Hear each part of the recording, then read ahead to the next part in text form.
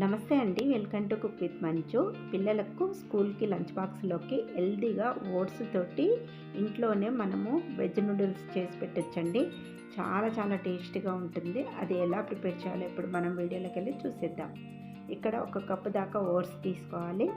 Vegetables వచ్చేసి capsicum, carrot, cabbage, onion. మీకు ఇష్టం ఉంటే వేరే వెజిటేబుల్స్ కూడా వేసుకోవచ్చు, బీన్స్ లాంటిది. ఇక్కడ మనము ప్యాన్ పెట్టేసుకొని ఓట్స్ వేసుకొని లైట్గా వేపుకోవాలి. కొంచెం క్రిస్పీగా కావాలి. ఇలా వేపుకున్న తర్వాత వీటిని మనం ఒక ప్లేట్లోకి వేసేసుకోవాలి. వేసుకున్న తర్వాత కంప్లీట్గా చల్లార్చుకున్న తర్వాతనే మిక్సీ పట్టుకోవాలి. ఇప్పుడు మిక్సీ జార్లోకి వేసేసుకొని మిక్సీ పట్టేసుకుందాం. బాగా ఫైన్ పౌడర్గా ఇలా మిక్సీ పట్టేసుకోవాలండి. ఇలా మిక్సీ పట్టేసుకున్న తర్వాత జల్లించుకోవాలి. మనం ఓట్స్ అంత తొందరగా మెదగదనమాట. ఇంకా అక్కడక్కడ ఓట్స్ అనేవి ఉండిపోతాయి మనం జల్లించుకున్న గుడంగా. అది మనము చపాతీ చేసుకునేటప్పుడు పిండిలో వేసుకొని చపాతీ చేసుకోవచ్చు వేస్ట్ చేయకుండా. ఇలా జల్లించేసుకోండి. ఇలా జల్లించుకున్న తర్వాత మనం ఈ పిండిని కూడా ఇప్పుడు కొలుచుకొని తీసుకుందాం. ఇక్కడ మనము మెజర్ చేసుకుంటే ఒక కప్పు దాకా మనకు ఓట్స్ పిండి వచ్చింది. ఇప్పుడు మళ్ళీ ప్యాన్ పెట్టేసుకొని ఓట్స్ పిండి దేంతో అయితే తీసుకున్నామో సేమ్ అదే కప్పుతోటి 1.5 కప్పు దాకా వాటర్ అనేది తీసేసుకోవాలి. ఈ వాటర్లో ఇప్పుడు కొద్దిగా సాల్ట్ వేసుకోవాలి అండ్ కొంచెం ఆయిల్ కూడా వేసుకోవాలి. వేసేసుకున్న తర్వాత ఈ వాటర్ బాగా మరిగేటప్పుడు మనం ఇందులోకి ఓట్స్ పౌడర్ వేసుకోవాలి. వాటర్ ఇలా మరుగుతూ ఉంది కదా, ఇప్పుడు ఇందులోకి ఓట్స్ పౌడర్ వేసేసుకోవాలి. ఒక చేయితో వేస్తే ఒక చేయితో కలుపుకోవాలండి, లేదంటేనంటే వంటలు కట్టేస్తుంది. వంటలేమీ లేకుండా బాగా సాఫ్ట్గా వచ్చేంత వరకు కలుపుకోవాలి. కొంచెం వాటర్ ఎక్కువగా తీసుకున్నామంటేనండి మనకు పిండి అనేది బాగా సాఫ్ట్గా వస్తుంది. ఇలా మంచిగా కలిపేసుకోవాలి. ఇలా కలుపుకున్న తర్వాత ఇప్పుడు వెంటనే స్టవ్ కట్టేసుకొని ఒక ప్లేట్లోకి వేసేసుకోవాలి. ఇలా చల్లారిన తర్వాత కొంచెం గట్టి పడుతుంది. ఇప్పుడు మనం ఇందులోకి ఒక 2 టేబుల్ స్పూన్స్ వరకు బియ్యం పిండి తీసుకోవాలి. ఓట్స్ జిగురు ఉంటుంది కాబట్టి కొద్దిగా ఒక 2 స్పూన్ల వరకు రైస్ ఫ్లోర్ తీసుకున్నామంటేనంటే బాగుంటుంది. ఇప్పుడు ఇదంతా మంచిగా కలుపుకోవాలి. ఇలా మంచిగా కలుపుకున్న తర్వాత పైనుంచి కొంచెం ఆయిల్ వేసేసుకొని కలుపుకుందాం. ఆయిల్ వేసుకోవడం వల్ల బాగా సాఫ్ట్గా అవుతుందన్నమాట పిండి. ఇలా కలిపేసుకోవాలి. కలిపేసుకున్న తర్వాత ఇంకా నానబెట్టవలసిన అవసరం లేదు, వెంటనే మనం ప్రిపేర్ చేసుకోవచ్చు. ఇప్పుడు మనము మురుకులు వేసుకుంటాం కదండి, ఇలాంటిది మురుకుల పావు తీసుకొని ఇందులోకి కొంచెం ఆయిల్ అప్లై చేసుకోవాలి. పిండి అంటుకోకుండా అనమాట. ఇలా ఆయిల్ అప్లై చేసేసుకున్న తర్వాత ఇప్పుడు మనం ఈ ఓట్స్ పిండిలో నుంచి కొంచెం తీసేసుకొని మురుకుల పావులో పెట్టేసుకోవాలి.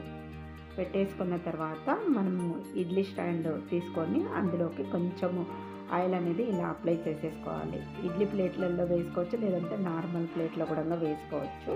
వేసుకున్న తర్వాత ఇప్పుడు మనము ఇలా మనం మురుకులు ఎలా వేసుకుంటామో సేమ్ అలానే ఇలా వేసేసుకోవాలి. ఇలా అన్నీ వేసేసుకున్న తర్వాత నెక్స్ట్ మనము ఇలానే అన్ని ప్లేట్లలోకి వేసేసుకోవాలి. ఇలా వేసి పెట్టేసుకున్నాం కదా, తర్వాత ఇప్పుడు మొత్తం ఒకటి పెద్ద మురుకులాగా కూడా వేసుకోవచ్చు. ఇలా మొత్తం చుట్టూతో వేసుకోవచ్చు. ఇలా అన్నీ కూడా వేసేసుకోవాలి. ఈలోగా మనం ఇవి వేసుకునేటప్పుడే మనము ఇడ్లీ కుక్కర్ ఉంటుంది కదండి, అందులోకి వాటర్ వేసేసుకొని మనం హీట్ చేసుకొని పెట్టేసుకోవాలి వాటర్ని. అది వాటర్ బాయిల్ అవుతూ ఉంటుంది ఆలోగా.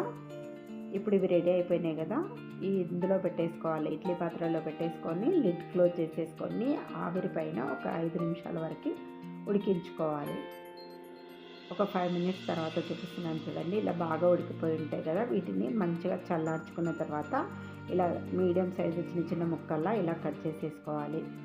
ఇలా కట్ చేసుకున్న తర్వాత దీనిపైన కొంచెం ఆయిల్ అప్లై చేసుకోవాలి. 1 టీ స్పూన్ అంత ఆయిల్ అప్లై చేసేసుకున్నామంటే మనము వెజిటేబుల్స్ అన్నీ వేసుకున్నప్పుడు ఇవి అంటుకోకుండా ఉంటుందన్నమాట.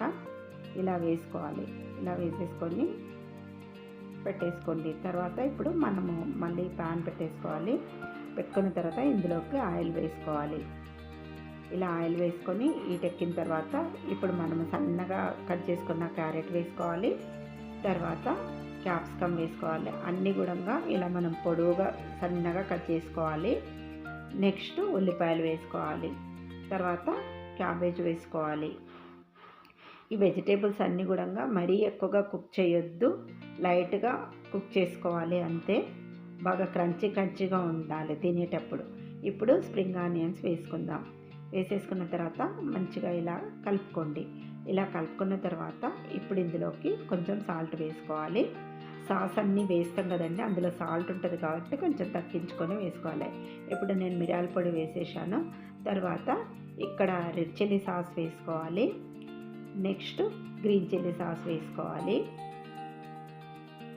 వేసేసుకున్న తర్వాత కొంచెం వెనిగర్ వేసుకోండి. 1 టీ స్పూన్ అంత వెనిగర్ వేసేసుకుంటే సరిపోతుంది. తర్వాత టమాటో కెచప్ వేసుకున్న తర్వాత సోయా సాస్ వేసుకోవాలి. ఈ సాసులన్నీ వేసేసుకున్న తర్వాత వెజిటేబుల్స్కి మంచిగా పట్టేటట్టు కలుపుకోవాలి. ఇలా అంతా మంచిగా కలిపేసుకోవాలి. ఇంకా ఎక్కువసేపు మీరు ఉడికించవలసిన అవసరం లేదు. ఇలా కలుపుకున్న తర్వాత ఇప్పుడు ఇందులోకి నూడిల్స్ వేసుకోవాలి. ఇలా అన్నీ వేసేసుకోవాలి.